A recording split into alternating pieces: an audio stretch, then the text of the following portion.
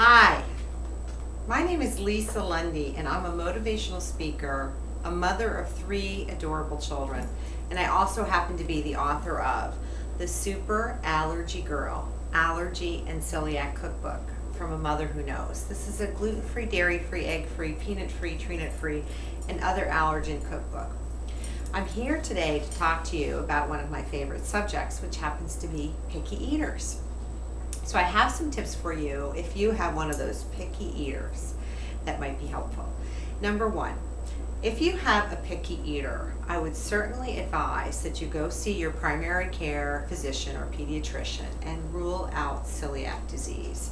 In my humble opinion, as a non-medical person, as a mother, it's really a must-do. The reason being is that oftentimes the only way that celiac manifests itself in children, or in other words, the only way or symptom that you'll see for a child who has celiac disease is that they're just a picky eater. Why? Well, if your stomach doesn't feel quite right, or your GI system isn't quite functioning the way it should be because of what you're eating, sometimes it shows up as people picking around with their food.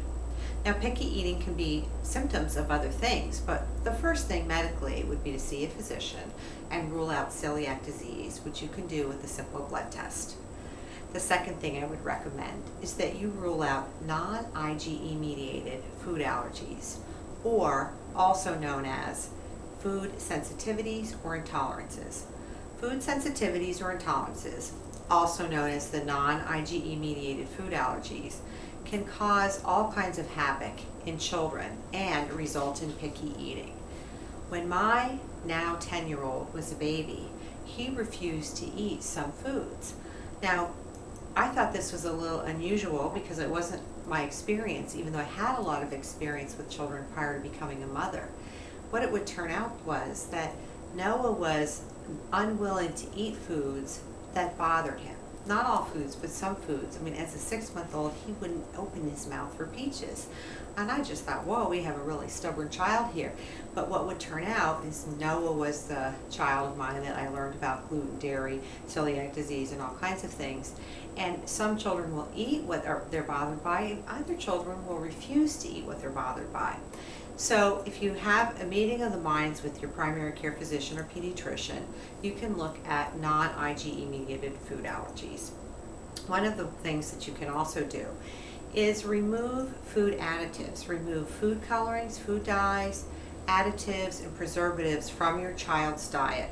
The reason for that is that there's many health issues and problems that are associated with eating foods that contain food additives or food dyes. One great nonprofit organization that addresses this and has a ton of scientific studies on their website is the Feingold Association of America. The Feingold Association of America has been around for probably over 30 years. They're very reputable, have a great site. It's a nonprofit volunteer organization committed to empowering people in the area of food. So for your picky eaters, if you remove all those things, we're going through a step-by-step process, by the way, ruling out medical things and then working our way down. So after that, the next thing I would suggest is reducing sugar. Sometimes children have a sensitivity to sugar where they have a lot of sugar, then they're just really not hungry and they're not willing to eat other foods. Given the cancer rates, obesity, and other health issues we have in our country, which are in some way related to sugar, reducing sugar in your child's diet is never going to be a bad thing. I would also recommend that you keep a food diary and take a look at your local library for a book called Is This Your Child by Dr. Doris Rapp. As you can see, it's a very thick book, complete with pictures on the back, that talks a lot about picky eating and how food sensitivities or intolerances can manifest in a child. The other thing to watch for is not just being picky, but if your child doesn't have a good variety in their diet and only craves certain foods like macaroni and cheese or chicken nuggets, if they're self-limiting in their diet, rule out celiac and go through these different steps to just make sure that your child is actually safe and well.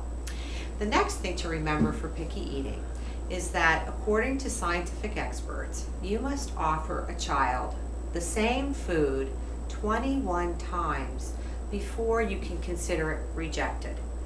Most of us parents, at least most of us mothers, give up before we ever get anywhere near 14 or 15. I know I have a tendency to want to throw in the towel if they won't eat a fruit or vegetable or something the first or second time. But with fruits and vegetables and other foods, you literally have to offer the same food over and over and over and over again, up to 21 times, to consider it being rejected. So if your child has a limited diet and it's just because they reject foods, take heart, keep offering those foods, you'll probably see a change. The last thing to look at is it a power struggle between you and your child?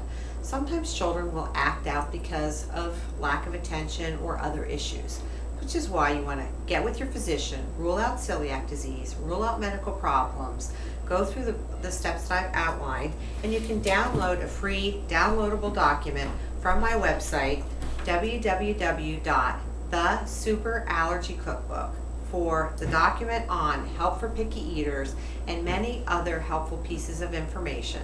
I'm committed to helping you have a great life despite your food or health issues.